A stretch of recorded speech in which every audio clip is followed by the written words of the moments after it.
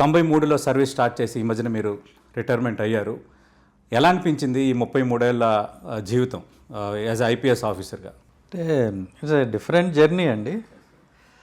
So I could learn a lot. నేర్చుకోగలిగాం చాలా. మనం బయట ఉంటే చూడలేనటువంటి విషయాలు, అసలు సిస్టమ్ ఎలా పనిచేస్తుంది ఏంటి, ఇవన్నీ కూడా తెలుసుకోగలిగాం.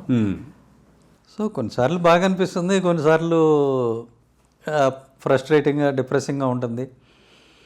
ఎందుకంటే మనకు అధికారం ఉన్నట్టు అనిపిస్తుంది కానీ ఉండదు, చేయగలం అనిపిస్తుంది కానీ చేయలేము. సో అది ఇట్స్ ఎ మిక్స్డ్ ఎక్స్పీరియన్స్ అండి. Yes sir. అదే సార్, మీరు ఒక వర్డ్ అన్నారు, అధికారం ఉన్నట్టు అనిపిస్తుంది కానీ చేయలేము, మనం చేయగలం అనిపిస్తుంది కానీ చేయలేము అని అన్నారు. అంటే ఖచ్చితంగా ఈ రాజకీయ ఒత్తిళ్ళు కొంచెం ఆ ఒత్తిళ్ళని కొంచెం బలంగా పనిచేస్తాయా ఒక సర్వీస్లో? కొన్నిటికి మనం తలొగ్గాల్సి వస్తుందా? ఖచ్చితంగానండి. అంటే మేము సర్వీస్లో చేరినప్పుడు అంత లేదు. ఉండగా సిస్టమ్ బాగా డిటీరియేట్ అయిపోయింది. సో రాజకీయ ఒత్తిళ్లతోనే, అంటే రాజకీయంగా వాళ్ళకి నష్టం చేసేటువంటి కార్యక్రమం ఏది మనం చేయలేం. అంటే అది చట్టబద్ధంగా మనం ముందుకు పోయినా కూడా, చట్ట ప్రకారమే చేస్తున్నా కూడా, అది వాళ్ళకి పాలక వర్గాలకి ఇబ్బంది కలిగేది అన్నప్పుడు మనల్ని చేయనివ్వరు. Yes sir. అది మనం చేసేది న్యాయమైనా సరే. అవును, అది ఫ్రస్ట్రేటింగ్గా ఉంటుంది. Yes sir. అంటే సునీల్ కుమార్ గారు ఇప్పుడు సివిల్ సర్వీసెస్లోకి రావటం అనేది ఒక లక్ష్యంతో వస్తారు. నిజంగా కొంచెం మన సర్వీస్ అందించాలి, సివిల్ సర్వీసులకు వెళ్ళటం వల్ల ప్రజలకు మరిన్ని సర్వీస్ మనం అందించవచ్చు అన్న లక్ష్యం. ఖచ్చితంగా 93లో మీరు వచ్చినప్పుడు అదే లక్ష్యంతో వచ్చి ఉండారు ఖచ్చితంగా. అంటే ఇలాంటి ఒత్తిడులు ఎదురైనప్పుడు అనిపించిందా, ఎందుకు అంటే ఇలా వచ్చాం, మనం కరెక్ట్గా ఏమి చేయలేకపోతున్నాము, ఒక చోట అన్యాయం జరిగినప్పుడు వాళ్ళకి న్యాయం చేయలేకపోతున్నాం అన్న భావన ఎప్పుడైనా అనిపించిందా? చాలాసార్లు అనిపించింది, మెనీ టైమ్స్. బట్ మన కాన్షియస్ వేరే ఉంటుంది. Yes sir. అక్కడ మనం చేయాల్సిన పని వేరే ఉంటుంది. అంటే ఉదాహరణకి చెప్తాను మీకు. ఈ తెలంగాణ మూమెంట్ వచ్చినప్పుడు సార్, నేను ఇన్ ప్రిన్సిపల్ తెలంగాణ రాష్ట్రానికి అనుకూలం, నేను అప్పుడే చెప్పాను.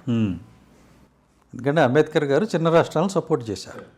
కాబట్టి నేను ఆంధ్ర ప్రాంతం నుంచి వచ్చినప్పటికీ ఉస్మానియాలో చదువుకున్నాను కాబట్టి నాకు అవగాహన ఉంది, ఖచ్చితంగా తెలంగాణ రాష్ట్రం ఏర్పడాలని నేను ఆ రోజుల్లోనే చెప్పాను, నా మద్దతు ఉంది అని.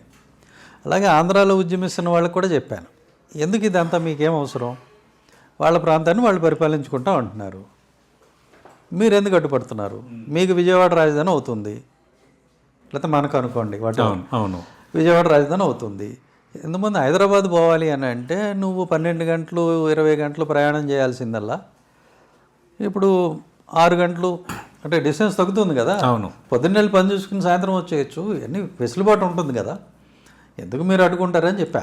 అది వాస్తవంగా నా ఫీలింగ్ అది. కానీ మరి నాకే ఉస్మానియా యూనివర్సిటీలో స్టూడెంట్స్ని కంట్రోల్ చేసే డ్యూటీ వేశారు. బట్ నా డ్యూటీ నేను చేశాను. వాళ్ళ దెబ్బలు తిన్నాం, వాళ్ళ మీద టీయర్ గ్యాస్ వేయాల్సి వచ్చింది, మనకి ఇష్టం ఉన్నా లేకపోయినా వేసాం, అంతే సార్. ఇవన్నీ జరిగినాయి. సో మన వృత్తి వేరు, ప్రవృత్తి వేరు. అంతే సార్. వృత్తి ధర్మం చేయాల్సిందే చేసాం.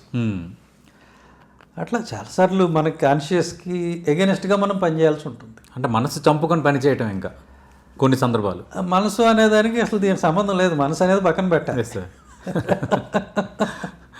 సునీల్ కుమార్ గారు అంటే డైరెక్ట్గా అఖిల భారత్ సర్వీసులు వెళ్దామని ఇంకా రాశారు, అంతకుముందు ఏమైనా వేరే ప్రయత్నాలు చేశారు? వేరే ఏం చేయలేదండి, డైరెక్ట్గా జాబ్ కోసం అంటూ దీనికోసమే వచ్చాను. ఓకే.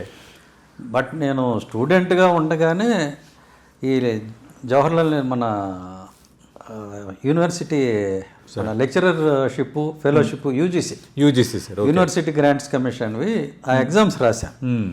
సో దానిలో నాకు లెక్చరర్షిప్ వచ్చింది. అంటే నేను ఎక్కడైనా సరే లెక్చరర్గా జాయిన్ అయిపోవచ్చు, నాకు ఇంకా ఎగ్జామ్ కానీ ఇంటర్వ్యూ కానీ అక్కర్లా.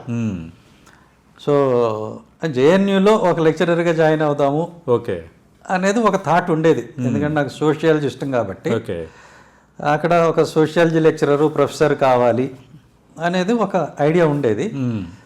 బట్ ఇది రాకపోతే అట్లా వెళ్ళిపోయేవాడిని, డెఫినెట్గా నాకు ఆప్షన్ ఉంది. ఐపీఎస్ కాకపోతే ప్రొఫెసర్ అయ్యేవారు? ఐపీఎస్ కాకపోతే సోషియాలజీ ప్రొఫెసర్ అయ్యేవాడిని. ఓకే. అప్పుడు మీ professor PV Sunil Kumar interview చేయాల్సి వచ్చేది. Okay, great.